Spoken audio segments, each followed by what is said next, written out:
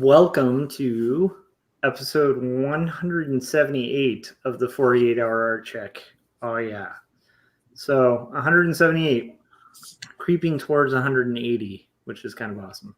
Slowly but surely. So do you guys want to just jump into the whole check and all that? Yeah, sure. Let's do it. So let's start. Cory, what'd you get done? Oh, let's see. Nothing I can show, but the main thing that I've got done is that I got done stuff. So that was good, and that's an improvement over what I had before.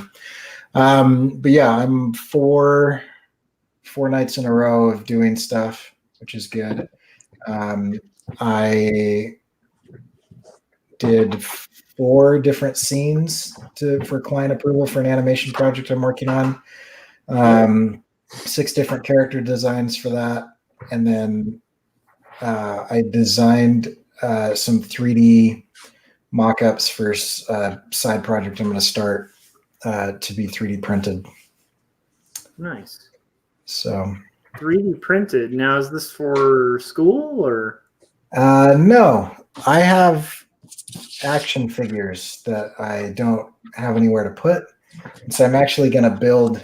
I've been toying with the idea, and I think I finally figured out a way to do it well. But I'm going to build a kind of like a diorama, like city skyscraper scene, but really vertical, that I'm going to mount to the wall, and then it's going to have a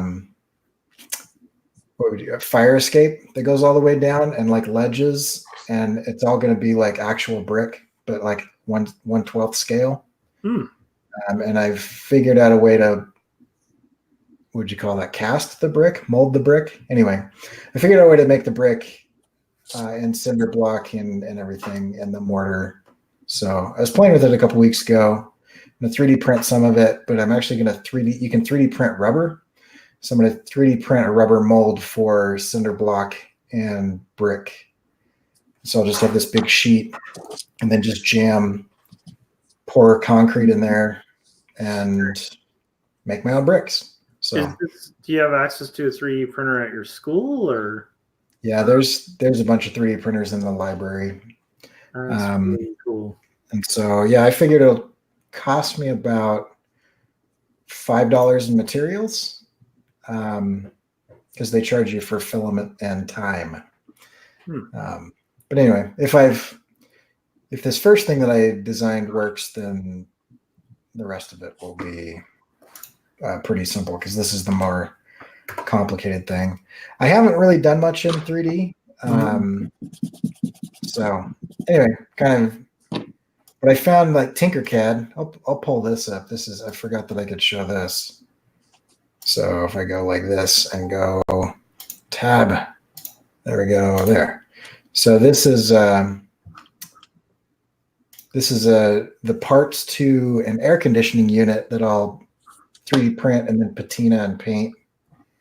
And I figured out the Tinkercad is like a free 3D software made by AutoCAD that you just do in a browser, and it's not great.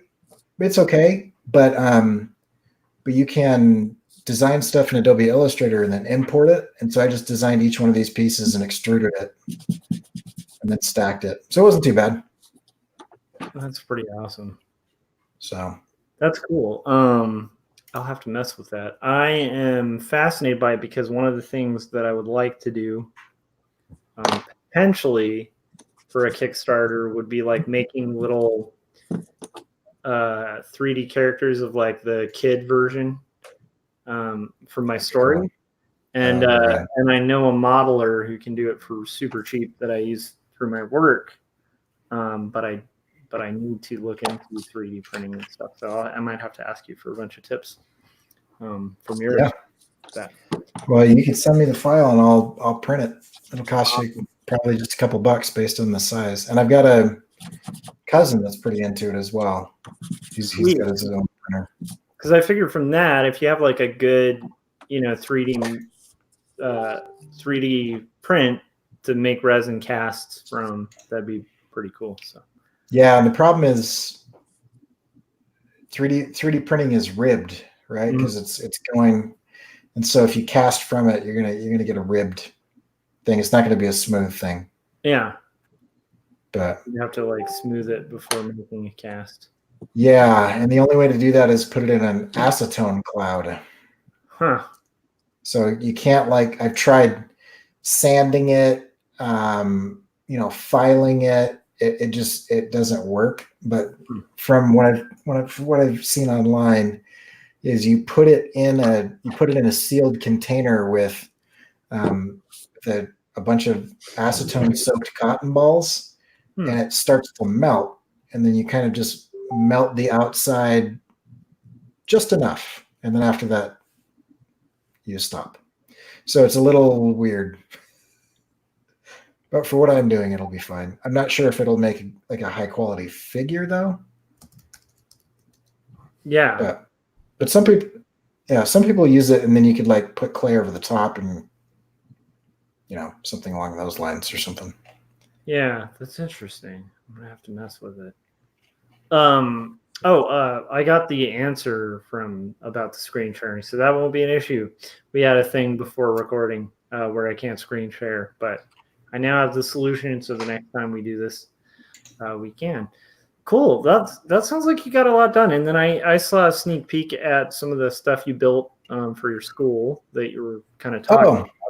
And that stuff looks amazing. I mean, it looks great. So thanks. You have been hard at work kind of making a lot of cool stuff. Yeah. And I can probably show that stuff too, but I'll do it some other time. Okay, cool. Scott, what have you been up to? Oh man, it seems like it's weird because it seems like I haven't felt like I've been lazy or anything, but just doesn't seem like I've got a ton done.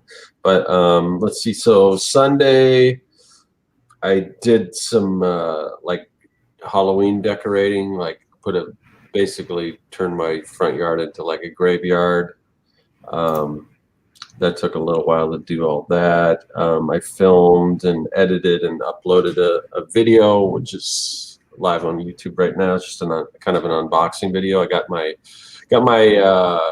the anthology in the mail, so I got that, and then I got my Alterna Ween comics. I got some other stuff too. So just did an unboxing of that.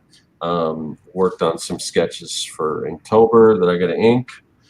And then today I just did a lot of, I was planning, Sunday it seemed like I was behind. I was planning on doing some more like just housework or repairs. So I had to roll that over to today. So I did a lot of that today. And then I don't know, man, I'm trying to think what else I did today. I did some like Patreon rewards and got some stuff set out and stuff sent out for that. I had a mastermind chat. Usually we do that on a Thursday, but there's like a schedule conflict with the person that's hosting it, so we did that today. And yeah, I don't know. That's pretty much all I can think of that I've done. So yeah, quite a lot. Yeah. So for me, I got so I finished the second to last page of Quarterly Stories. That's on quarterlystories.com, so you guys can check that out. And then I did the thumbnail for the next page here, which is very thumbnaily. And then I did the rough panel borders and lettering for the next page and the last page of Quarterly Stories. So that should be pretty exciting. So that's kind of what I got to work on. I know this is like a side project, but it's still creative, I think. On the guitar modding front, I have ordered locking tuners, rolling string trees. Let's see what else. Oh yeah, new saddles for the bridge of my guitar, because I realized that I don't need a total bridge replacement, and a new pick guard. And then I'm going to kind of see how that goes to kind of affecting the intonation and stuff. But I do think either tonight or tomorrow I might also have to get some interesting kind of cool pickups. I'm thinking of getting some like a P90 humbucker and another single coil. Or I might actually do like a hot rod style bridge pickup. Should be kind of fun. They do have these little, humbucker, like mini humbuckers, where you can get like this punch of sound. So it's like a side project, but it's going to be fun to kind of mess with and take apart part of the guitar. Luckily, a lot of I was going to do fret work on the neck, and from like the luthier tool, I adjusted the neck height, and it turns out all the frets are pretty level. So I don't think I'm going to have to level the frets, unless after doing all of this other stuff, I still have like buzzing on some of the some of the strings, and then I might have to get in there and work on the frets. So that's the fun little side project, but it is something I'm enjoying and working on as well. So good. Oh, and then on the music front too, we're done with all the music tracks, and like 100% done. We had to retrack like one song, but we are good to go now. So it's just vocals, and then very shortly after that, after mixing and mastering, I'm guessing like in a couple months we'll have like a legit demo that I can share with everybody.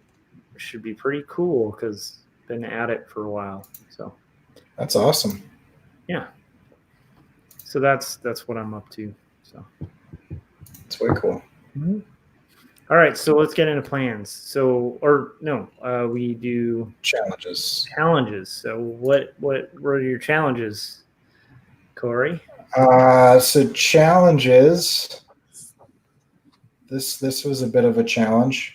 So cool, this was kind of consuming a lot of my time last week, and we finally had a big thing. So here's our kind of everybody getting set up. And so like I did a short little animation for the video, and then we had all these buttons, and then we had all the stuff. And so I designed with some students. You can see some of the student designs, some of my designs. I designed all that and I guess you could see those here. So that was for this thing. And so we made these packs and gave away, we did roughly 50 tours to high school freshmen to try to get them to come and be part of our department instead of other departments, and come to our school instead of other schools.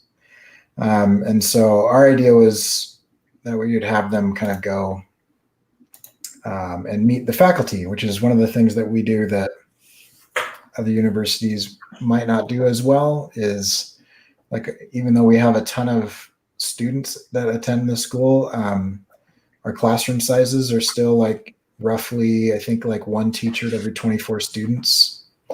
And that's even at like 100 level classes. So anyway, I just have students that just walk into my office all the time. And so that was kind of what we did.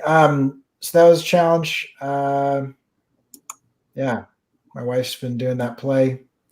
My son is now active enough to no longer be like stationary, where you just like put him in a place and he stays in that place. And so like, as long as he's awake, you can't really do anything, because he's constantly going to be like, trying to climb onto the fish tank or eat the cat food or fall down the stairs or stick his fingers in a light socket, or like, it's like every moment I just look up and I'm like, oh, you've found a new way to hurt yourself. And so like I don't know. I have an 8-year gap between my first kid and my second kid. And so like, now I'm like, oh yeah, I forgot. And I can't remember how long this lasts. Like, Scarlett does stupid crap, but it's like manageable stupid crap. So I can't remember how many years I have to just not, like, I can't take my eyes off of him any moment that he's awake. I think you got about a year and a half from what I remember of that. But it is amazing. Like when you parent a kid at that age, it's amazing. It becomes really amazing that anyone's alive.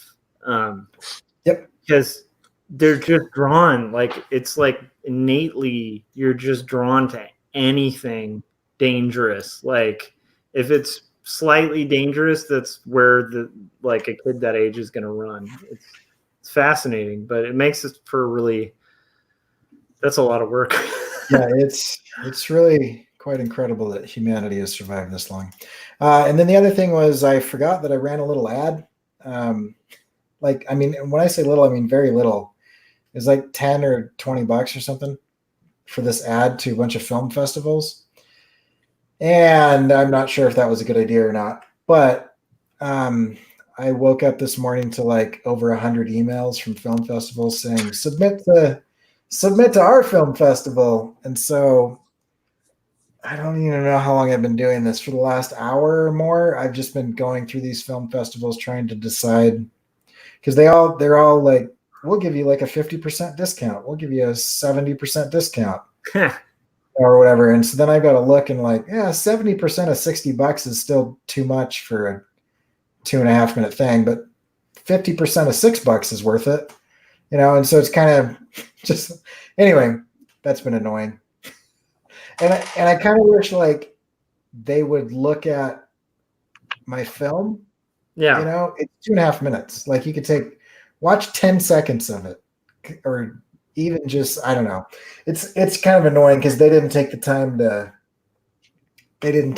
to like do their due diligence. And so now I've got to waste 90 minutes of my time. Like, I know what that's like, because I get these emails from people that want me to do like a sponsorship or something on YouTube, you know, their product or whatever, but they don't bother to look at your subscriber count or your views or anything like that. They just send out these massive things. And then the first few of them, I didn't know any better. So I emailed back and I came up with an idea on how I could use their product, how I can integrate it, how I can build a video around it. And then they don't get back to you, because then they don't want to look to see if you actually qualify. Yeah. right. You know, they want you to get back. And then if you get back, then they'll maybe do some work. So I made the mistake of like, oh, okay, I could do this, and I contacted them, and then they just ignore you if you don't have like, you know, 50,000 subscribers or 100,000 or whatever. Yeah. So now I've got a pre-made email that I just sent back and basically says, you know, I've had an issue with company sending me things and not wanting to do any research. Basically what I'm telling you, and you know, and if you are actually serious, let me know. And usually I'll send that out and I don't hear anything back. So yeah, I mean, nothing is more disingenuous than mass email spam garbage. Yeah.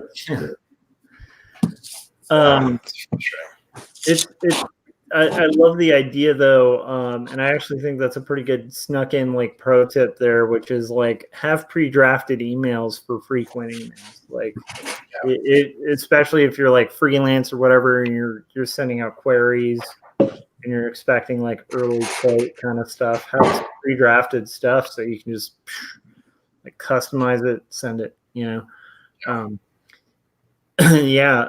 All right. Wow. So that's quite challenging. It's all right. I mean, it kind of shot my evening, but it's not an ongoing challenge. So yeah. It's better than the last 2 weeks. All right. Scott, what have your challenges been?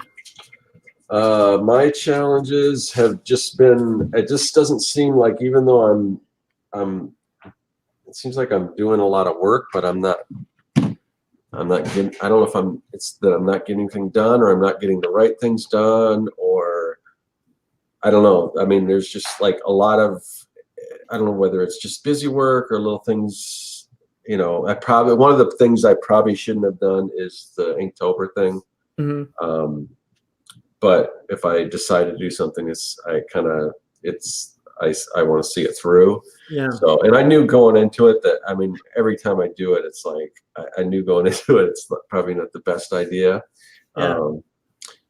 And even though they're fairly quick sketches, like I got some feedback today, and it was all good feedback, but it was kind of like, you know, some of this stuff's kind of hard to make out because you're working as negatives instead of just black on white and all this stuff, and they gave some tips on what I could do to make a little more sense, which it was all good feedback, but the whole idea behind this is just these are sketches, I'm just trying to get these out and stuff. So I don't know if this thing that I'm doing is a success or not, but I already kind of started it, so I want to see it through.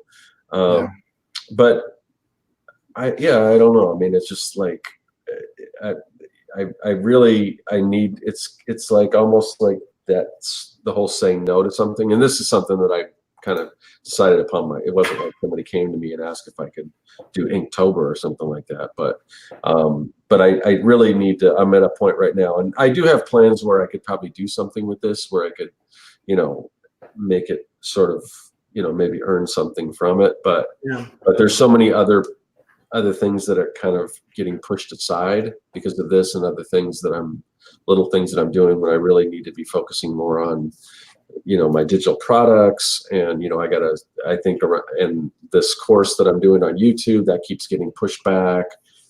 I've had this thing saying, create B-roll for these videos that I'm doing to kind of drop different things in, because I want it to look a little more, a little highly produced.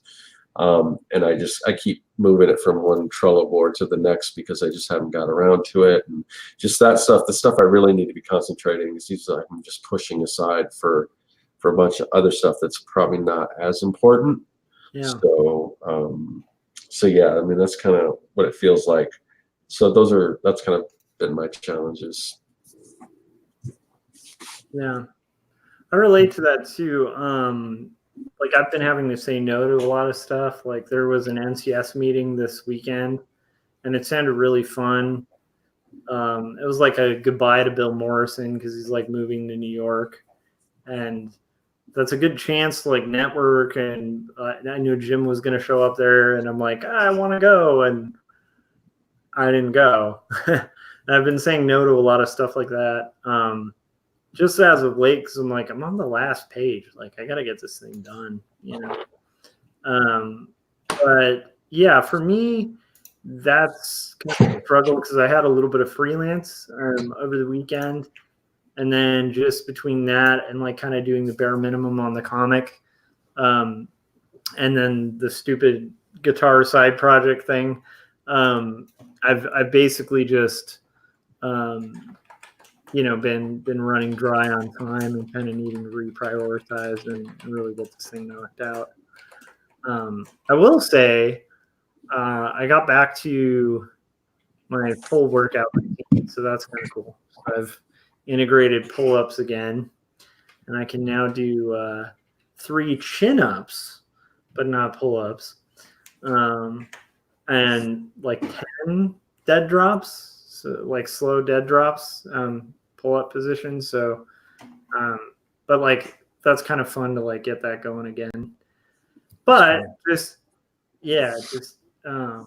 hard to like find time amid all the other stuff, which is a typical kind of struggle or challenge. So, all right, well, let's get into plans. Oh, I should mention we got Salazar Art Nation, Victor Rodriguez, Kayla dropped by for a little bit, Unmask Art on the chats. So thanks for joining us, you guys. We're gonna be talking reboot or resetting. And so if you guys have any thoughts on that while we're kind of going through our plans, go ahead and mention them in the chats. Or if you guys have had like a need to reboot or reset, share that in the chat and we'll read it out when we get into that. So, all right, challenges. What's not challenges, my goodness, plans. Apparently my other challenge is memory. So plans, Sasha just joined us too. Hey, Sasha. So what are your plans, Cory, for till next Artcheck?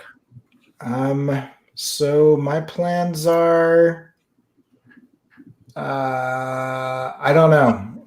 I've got to finish this. I've got to finish this submission to my client to get approvals on this milestone, and then I've got some paperwork to do with that, and then I need to begin storyboarding based on their approvals, I'm still waiting to hear back on a couple other things. And in the meantime, I will continue doing life drawing. So I've been doing some figure drawing. I've been trying to spend about an hour a day on figure drawing over the last 4 or 5 days. So 4 days. So I'm going to keep that up.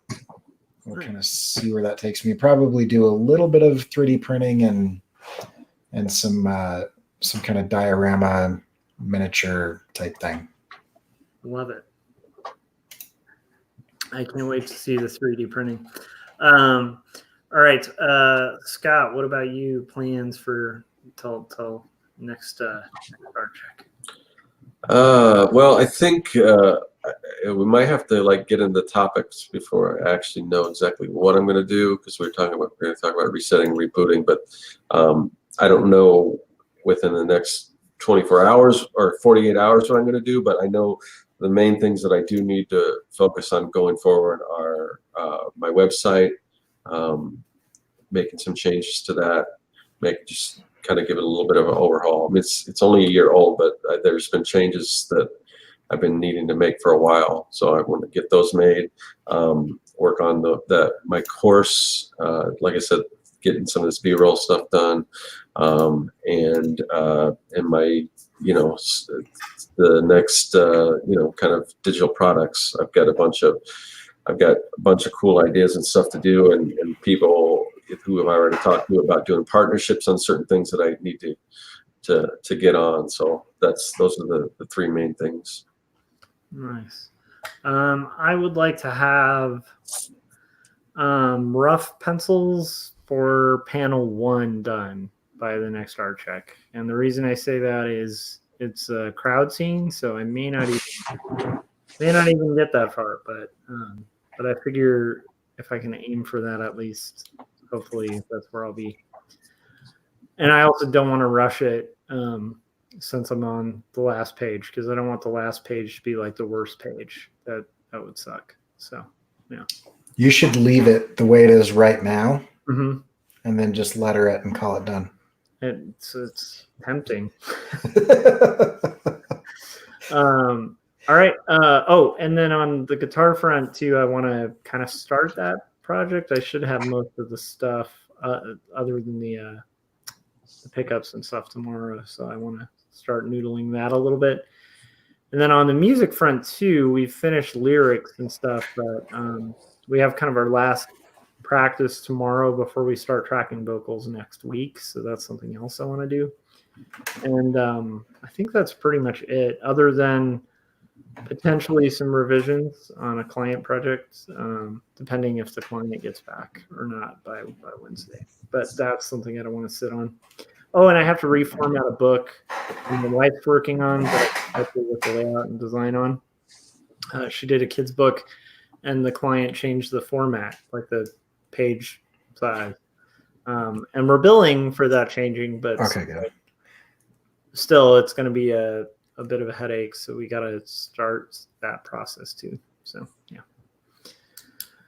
And that actually does tie into one little tip for anybody. When you're working on a book, make sure you get the sizing and the format from the client. And if the client changes the sizing and the format, that is billable. Make sure you're getting paid for that. That can suck if you don't specify that in your contract.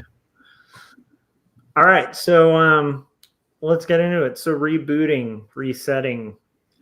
We had a couple Artchecks and our casters as well, where we kind of talked about sort of a rut that's recently we've all kind of hit.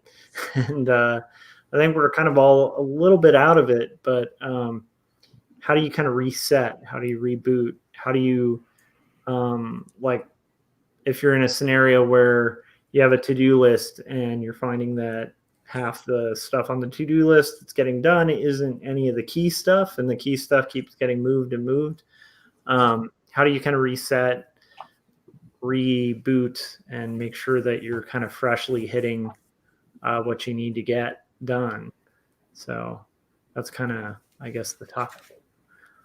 Yeah, that's an interesting one, because I don't know that I have anything useful to say, but I do have some experiences. So when I first got when I first got into comics, I just felt like I should do comics. Like it was just something where I was like, I need to do this. And so I kind of just went with that. And I'm glad I did.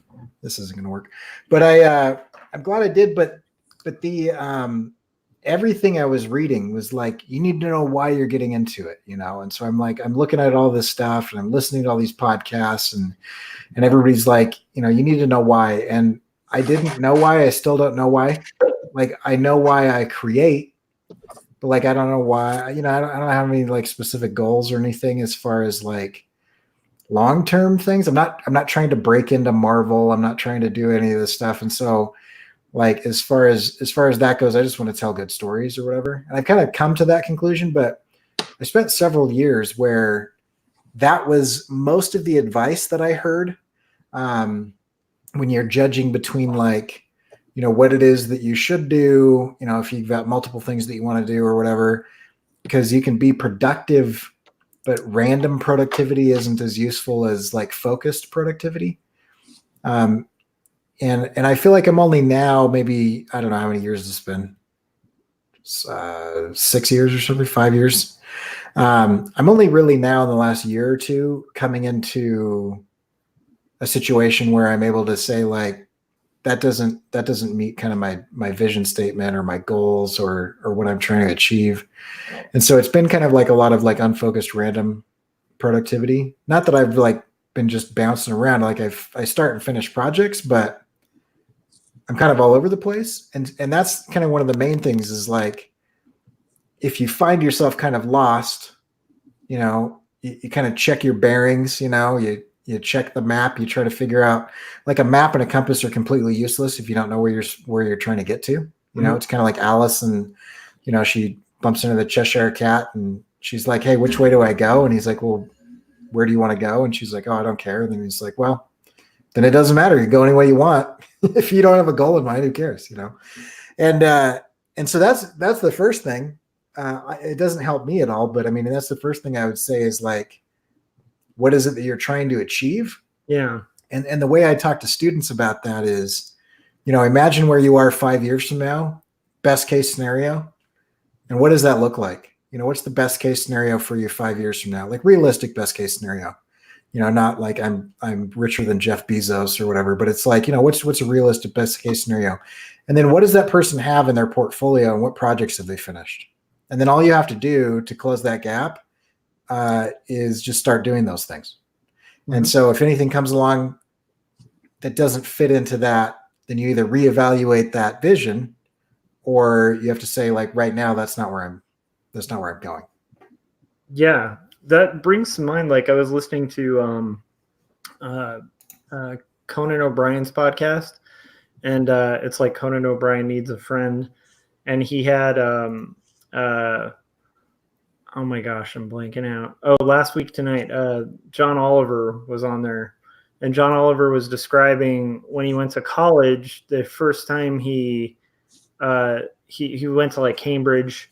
And he was in like the Footlights, which is like a comedy troupe. But the second he got in Footlights, he had this moment that just kind of clicked with him where it was like the first time him and his comedy partner in college were performing. And they started getting laughs. And he was like, oh, this is it. This is what I need to do. And so he said, like, from that point on, he started doing terribly in college in everything that wasn't comedy because his whole life just kind of became that goal of like doing professional comedy writing, getting funnier, like trying to kind of craft and focus that. And he talked about it like as if it was like one of the best things that ever happened to him, like finding that thing that could kind of then be the driving force to say no to other things based on. And I think that's kind of like I kind of believe in that pretty heavily. And have kind of put that into practice with this comic because it's like when I think of myself in 5 years, I definitely want to be somebody who has a graphic novel. Right. I want to be a cartoonist who has a graphic novel, and I want it to be good. And I would like it to be available in places. I'm not really concerned about it being like all over the world or anything like that. But if I want those things, I need to make them happen. And so sometimes that means saying no to things that would get in the way of that. And then it'll be similar, like when I'm done with that book, like when it comes to like a sequel, I'm going to have to start saying no to a lot of things and really targeting in on getting that thing done. So, but yeah, there's a cost to making those things reality. But that is a good exercise to kind of be like, where am I heading? Like, where's the destination? Because if you know the destination, you can find the place on the map. But like you were saying, it's kind of an Alice in Wonderland type scenario, where Tweedledee and Dumb are not going to point the way to a direction you don't know where. Yeah. So, yeah. Scott, like, what about you? Like rerouting, resetting. Do you have any kind of ideas or ways you can kind of get like hit reset on the clock and kind of get momentum? Yeah, well, I don't know. Usually around like the first of the year, I usually kind of go through, my whole Trello thing, and then I go through and do all this stuff. But I don't think I can wait till then. I think I kind of need to do that now, or maybe not as hardcore as I usually do in the beginning of the year, but at least to kind of get me kind of course corrected. Yeah. But part of me doesn't know how to do that, because like I said, I'm not going to just abandon this Inktober thing, even though it's taken up some of my time during my day and everything to do all this stuff. But I'm not exactly sure, because there's also things other than art that I need to do. I need to be, need to get out and be more social, and I've done a little bit of that, but I need to do more of that. I also need to, I need to do some stuff to my house, just improvements and things like that. So I think it's going to be, I don't know, just some kind of streamlining the process. Trying to just, I don't know, try to get a little more organized, or I'm not exactly sure yet, but I'll find a way to do it. But I think October's, just, it's always just a bad month because there's just so much stuff going on for me in October. So after that, I think it'll hopefully calm down a little bit. But yeah, I don't know. I mean, it's weird because I like a lot of these projects are already like, I'm already in the middle of, like, I've got like, certain percentage of different digital products done and almost ready to go. And then I've got a certain percentage of the video courses that I'm going to be running on YouTube sort of done. And then my goal was, I've kind of put it off, but my goal is, around the first of the year, I need to start working on get back to Young and the Dead, because I want to, and I'm hoping that it's not going to take as long for me to wrap up the story and put out the one or two last issues, depending on how long. Once I start plotting it, I'll know how long it's going to take. Yeah. But I'm hoping now that I'm a lot of that process, the sketching and stuff, is going digital. I'm hoping that's going to go quicker than before. But yeah, I want to get that. I want to get on that too, because that's something I keep putting off too as well. So yeah, it's just taking all of these different things and figuring out how to, the best way to make them work. And I think I think we talked about this on Artcasters and some tips and things we used for productivity last time. Mm-hmm. So I'll be implementing a lot of that kind of stuff and everything. Yeah. I mean, the one thing that comes to mind is like whenever I'm in a scenario like that, and I frankly kind of am now, because I have like a bunch of stuff around the house and a lot of kind of pending things. And then I have these little side things like that guitar thing I was mentioning. It's like, I'm one of those people, when I get really interested in something, it's hard for me to set it aside, because like it's part of why, even though I got that NES emulator, I haven't really touched it much since beating Final Fantasy, because I'm going to play Final Fantasy till I beat it because it's my personality and I get really into things. So it's like I have to really measure that with myself. The one thing that helps me is like to really, and it's really obvious, and I'm sure you're probably already doing it and stuff, but it's like I'd list like order of priority, like meaning like what's the highest priority thing. If you know, some of it has to do with income, and you know that's probably going to be slightly higher priority than the stuff that doesn't. So maybe it's like a matter of prioritize one, you know, one digital product, and then you've got to get those comic classes done, right? Mm-hmm. And so maybe it's getting the assets for one done. Yeah. Literally just breaking it into achievable chunks in order of priority, so that like when you're doing something like Inktober, sure, that's going to occupy a lot of time. But when you have the time free from that, you're just targeting and hitting like really effectively, like the things you really need done.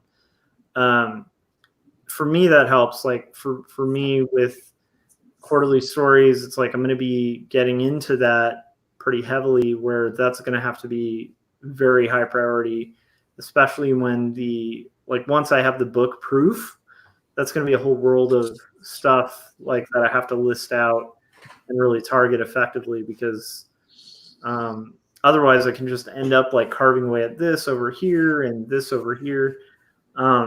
And so then the other things can kind of be like a relaxing break, you know? So like for me, the guitar thing is secondary. It's like, it's a silly side project. It's my, that's my display for my superheroes. You know, it's like, it's kind of the same type of thing where it's creative, but it's not going to be the thing, you know? And so I think that helps.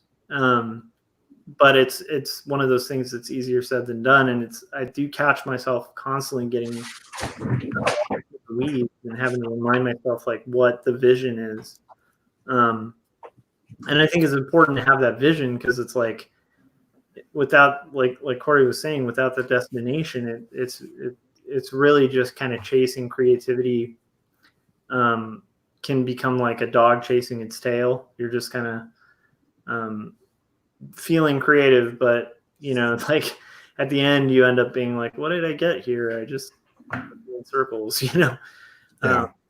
So I do think for resetting, to me, like that's one of the high priority things, is like figuring out like, what is the most urgent thing.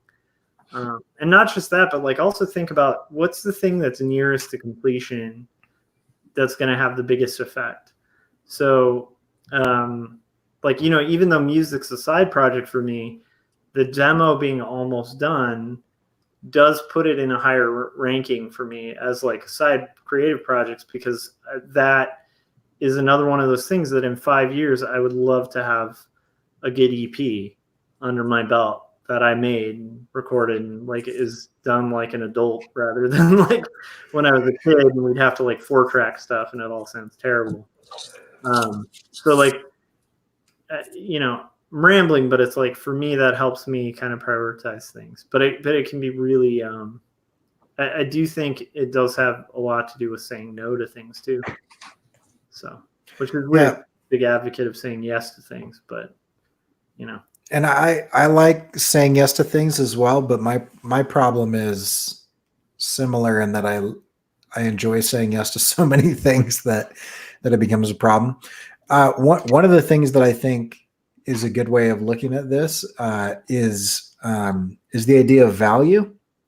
And you're kind of you're touching on this a lot, Josh. But one of I've been teaching a new class that I haven't taught in a number of years. I wrote the book for this class actually about 5 years ago, but I haven't taught it for about 3 years. So I'm teaching it, and in part of this class, we have the students go through an exercise of trying to figure out what their vision statement is, which is basically like deciding what it is the value that you're going to bring to the world. Like, what are you going to bring what value, what is your value add, and what are the things that you say yes to, and what are the things that you say no to, and why. And it's not a value judgment necessarily on like morals or anything, but like for me, if somebody came to me and offered me, money to do something that was outside of my core competency, or that I wasn't going to do well because it's not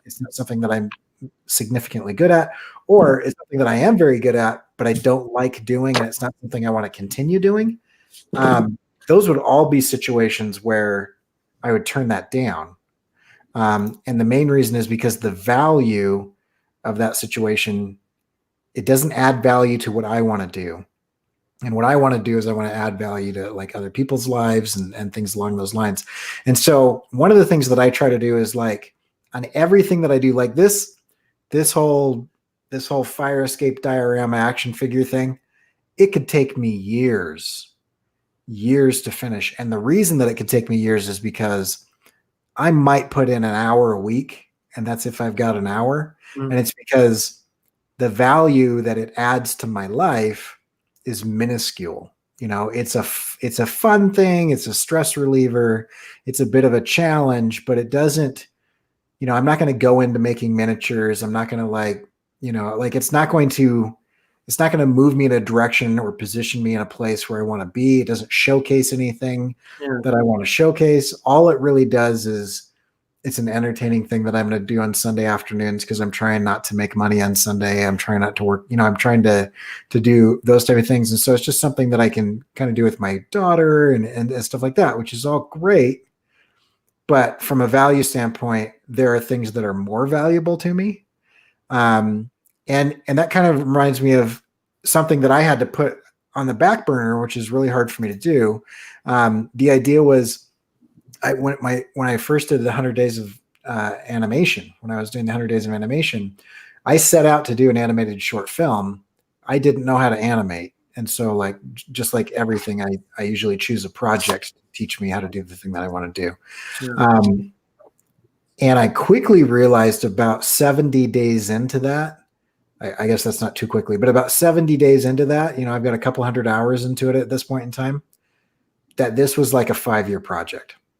And I didn't want to do a 5-year project at the time. That wasn't something that I wanted to do because the value of that situation to me was to learn how to animate, not to finish a short film. And so I actually decided I'm going to finish out the 100 days and then I'm going to put this on the back burner. I created a bunch of assets. I rigged 3 or 4 characters. I storyboarded the entire thing. It was actually really hard for me to put that on pause. But since then, I finished a 40-page children's book. I was, a 4-page comic in the anthology. My first animated short, which was not that one. 3 sticker stints. And so I had to kind of assess the value. Now, a year, I don't know what it is, 2 years later, maybe. Now I'm at the point where I could probably knock that animated short out in like 2 or 3 months instead of like 5 years. And so the value to me is the same. It's another animated short, which I think is pretty valuable, but the cost to me is significantly less. Yeah. And so I'd say it's 10% of the time that it would have taken me before.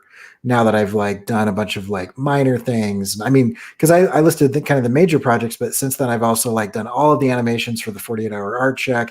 I did the animated thing with Scott on one of his clients. Mm-hmm. We did that animated project together for that thing that we've never released. So all of that has led me to the point where the value is the same, but the cost is so much lower that it becomes something that I can complete quicker. Mm-hmm.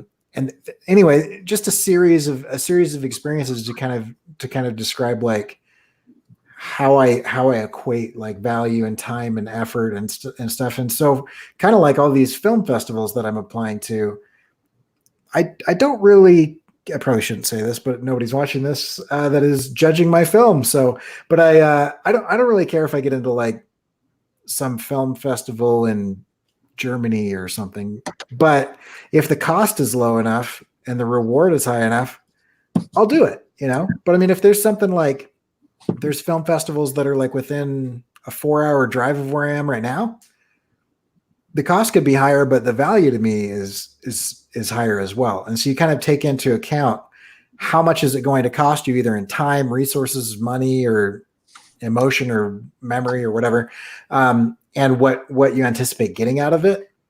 And if it's a net positive, then you put that in the maybe category, and you look at all of your maybes and you say, what's the most value for the least amount of cost? Yeah. No, I think that's great. And I also think even the fact that you're submitting that film is like, that's a good step forward with your animations, because that's kind of like a 5 years from now kind of thing, where it's like, worst case scenario, it doesn't get in any of them. Yep. Best case scenario, it gets in a few, and then 5 years from now, you're now an award-winning animator.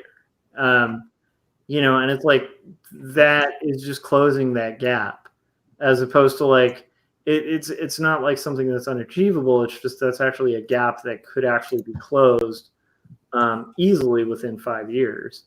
Yeah. And so it's like, that to me is another set of progress forward and stuff. And I think that's the kind of thinking that's kind of required with that kind of thing. So I think, yeah, but I mean, for me, resetting, I don't know, even this conversation is a good reminder to me to kind of remember to keep this comic as like kind of priority one in the sense of creative projects, because I've maintained that for quite a few years, and that's why I'm on the last page.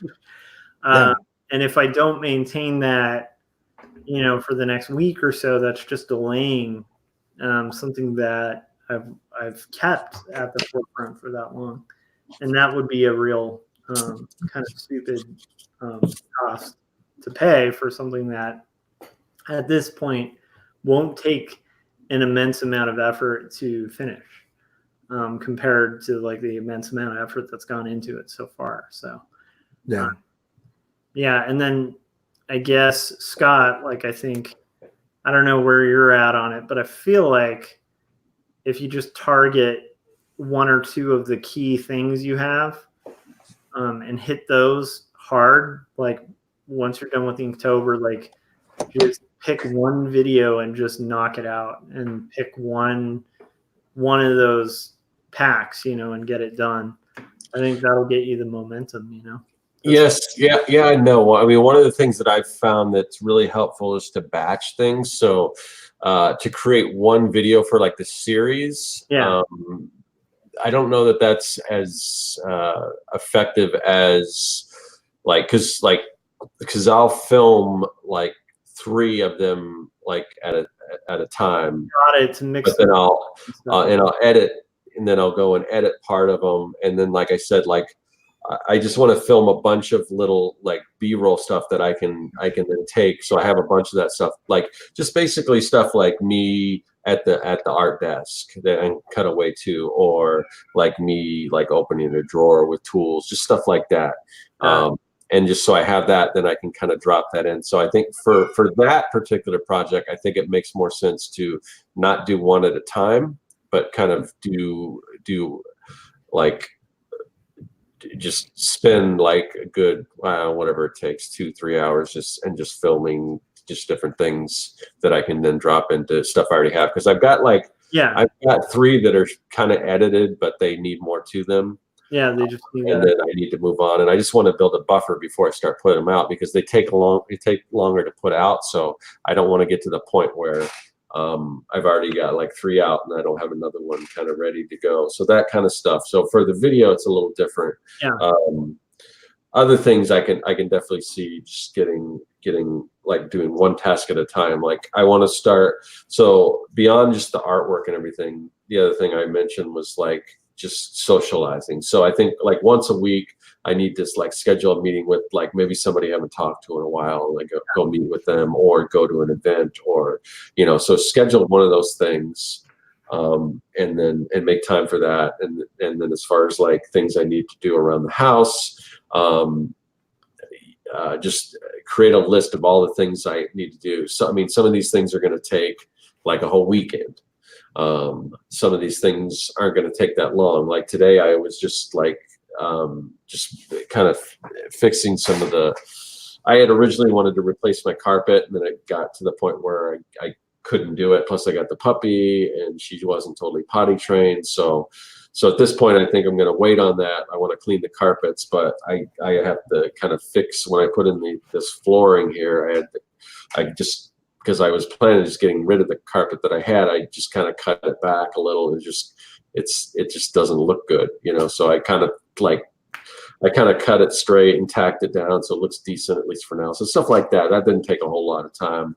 So different things. There might be something that only may take a couple hours. So depending on the artwork and everything that I'm doing, if I'm at a point where I don't have as much to do on that, then maybe I can say, oh, I'm going to put aside a weekend to do this big project and do that. Or maybe I only have like 5 hours to do something for the house or whatever. But just kind of figure out what I need to do. And this is kind of going back to what we talked about on Artcasters, but what kind of works in the time that I have. But make sure that I'm checking things off of the home list, checking things off of the socializing list as I go. So yeah, I agree. And I think like Kayla brought up the rough thing about resetting is that it sometimes seems like you have to find the time to reset, but sometimes it feels like you don't have the time, and then it's just kind of a loop.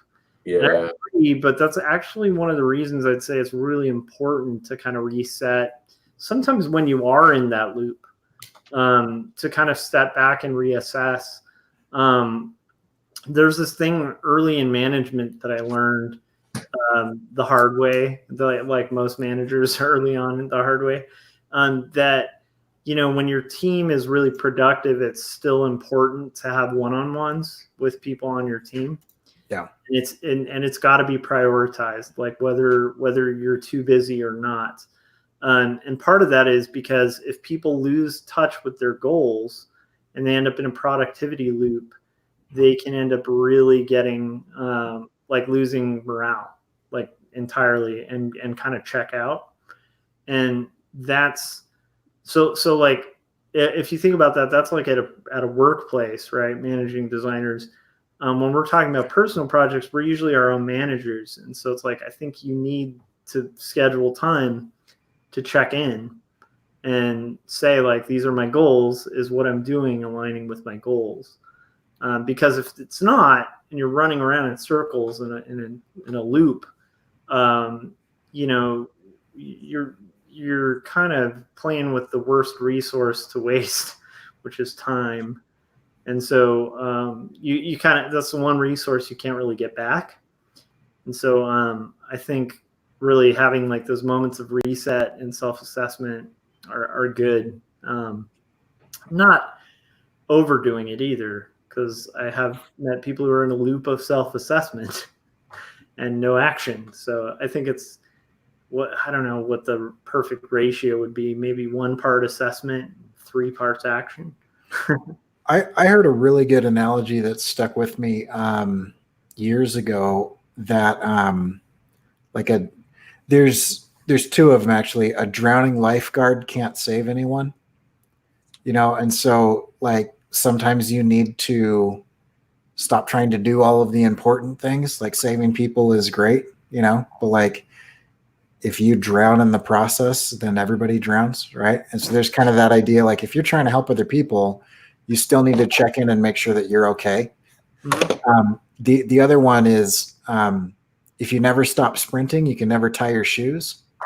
And so like I just imagine like somebody just frantically sprinting all the time, and they know their shoes are untied, but they don't have time to stop running and tie their shoes. But anybody who has run with untied shoes knows that it is an inevitability that you are going to step on those laces and eat crap. Like you're going to just road rash, skip on the road like nothing else. And so like you can kind of equate that to, either burnout or any number of things, but those two always stuck with me because I think I have a tendency to ignore warning signs, whether they're physical or emotional, or just like a time thing. Like, is this something I should be working on? So that I can continue sprinting, and sometimes there are those little signals like, you've gone down this rabbit hole that has nothing to do with what it is that you're trying to achieve.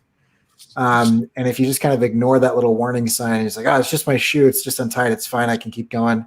My shoe's still on my foot, so I'm fine. At that point in time, you are just going to eat it. I mean, it's inevitable. It's just win, and so I totally get what Kayla is saying because I think that is a natural thing for driven people to feel, is like, I don't have time right now. I've just got to, pedal to the metal, go. But it's like, but some self-assessment and some downtime and some thinking and some note taking and, a walk in the woods, really might be what you need right now to kind of like figure out, like, are your shoes untied? Have you been treading water for like 50 hours and you're going to drown soon? Are you even heading in the right direction? I've done this before where I used to do 50 plus mile hikes in the Sierras over the course of several days. And so like, we were like summiting Whitney and stuff at the highest point in the 48, and whatever. And sometimes you're just going and you haven't checked your map in a while and you realize that there was a fork in the trail that you didn't notice, and you've just spent 6 hours hiking in the wrong direction, but boy, you sure made a lot of progress that day. It added a day to your trip because now you've got to like, reorient yourself and figure out how to find where you were going. Yeah. But, are you even on the right trail? I don't know. But if you just keep hiking, sometimes you get way off, whereas if you check every once in a while, be like, no, I don't really recognize this. And you just take a moment to get out your map and be like, oh, about a mile back, I took a wrong turn. And, then you're down 2 miles, but it's not, you're not down like 6 hours and 15 to 30 miles of hiking or whatever. Yeah. Just to chime in on that, because we had CPR training at my work, and the guy who was training us, so I can now give CPR, and I have my card and all that fun stuff. But like the first thing like you're supposed to do in an emergency situation, let's say somebody's choking, somebody's any emergency situation, the first thing is not like go help the person. It's survey the surroundings. And he told a bunch of horror stories of like family members who like a dad noticed a downed wire in his yard, and he'd like pick up the downed wire and then start getting electrocuted. And of course, because he's standing on wet grass, right, on his lawn. So then the wife sees it and wants to help her husband. So follows her natural inclination, runs onto the grass. Now she's getting electrocuted. Now the kids do the same thing. And literally it's like, it's not helping anyone. It's just making the situation worse. Whereas if somebody like pauses, looks at it, goes, there's somebody being electrocuted. I need to find the electric outlet, turn it off, right? Because there's like nothing I'm going to do that's going to stop that or help this person until that electricity's cut. It's like a catch-22, right? Because your instinct is like, go help, go run, make it happen, move. And you kind of have to fight your instincts and like actually like objectively survey your surroundings and then make the wisest choice. So same thing with art. It's like, you're working with creativity, that's good, but yeah, every once in a while, survey your surroundings, survey your map, make sure you're not heading in the wrong direction, because you can do more damage than good. And like, once again, I feel like a lot of my freelance career was heading in the wrong direction because I was making a lot of client work and not making the kind of stuff I dreamed of making. And that just kind of required at one point just kind of a wake-up call of like, no, the way I'm going to make that thing I've always wanted to make is just to make it. And that's that's the big trick there. I can't wait for some clients to like hand me that. I have to actually make it. And that can be a real guiding light, like through the ups and downs and craziness, and then like once I'm done with that, I'll have to reassess and reset and kind of figure out what the next thing is, so cool. Well, we've gone like an hour. I feel like we got some really good participation in the chats and stuff. I'm noticing that like Victor and Salazar are working on Inktober and kind of plugging away, trying to take on the art challenges and stuff. So that's cool. And it's cool to see kind of these mini art checks going on in the chats. Yeah. Is there anything you guys wanted to touch on that we didn't get to on this so far? No, we're good. I just wish there were 3 of me and it was one of those stories that worked out and we didn't get in each other's way. It's because I have so many projects that I want to do that that's a problem. I'm going to die before I finish them all, and that bugs me. Here. So yeah. Man, maybe the next topic for the next art check can be "You're going to die." Yep. The value of knowing that your day is coming. Yes. I don't know, Scott, this is kind of your topic. I mean, was this helpful or any closing thoughts or? Yeah, no, I think it was helpful. I mean, I'm not like totally like worried that I'm not going to be able to figure it all out, but it's just a matter of sitting down and like, okay, here's what I need to do and then doing it. So, but it's kind of a weird thing for me because I'm in this situation right now where I should have a lot more time, there's other obligations that I had just aren't there anymore. So, I mean, I have a lot more time, but it's just, so why am I not getting more done? It's just a weird feeling. So once I figure all this stuff out, then I'm sure I'll get back on track and everything. It's just a little bit of a setback. So, yeah. Yeah. And I think just tying into that too, like time can be so subjective because there have been so many times in my life where I felt like I just have no time and I'm not getting anything done. And then I look back to those times and I'm like, how did I do all that? Like I accomplished like more than I thought or even thought I was capable of.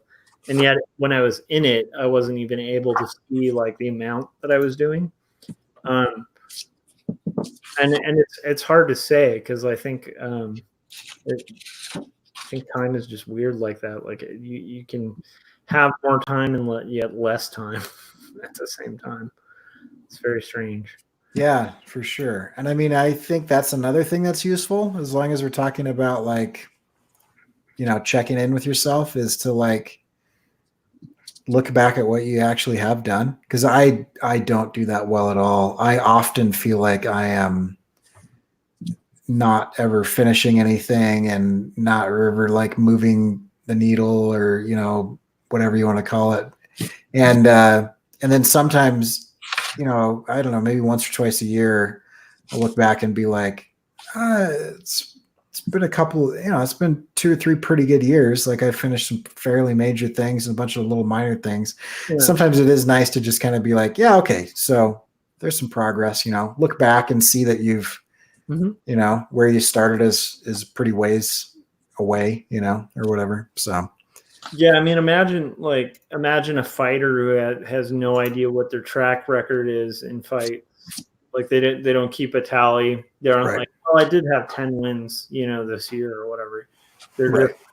I just lost that fight. And it's like, that would be a disastrous way to go into anything. And yet, I think as artists, we kind of forget to keep track of our successes and kind of look back at them and use them as motivation too when we're going through any sort of non-successes, because I catch myself doing that all the time too.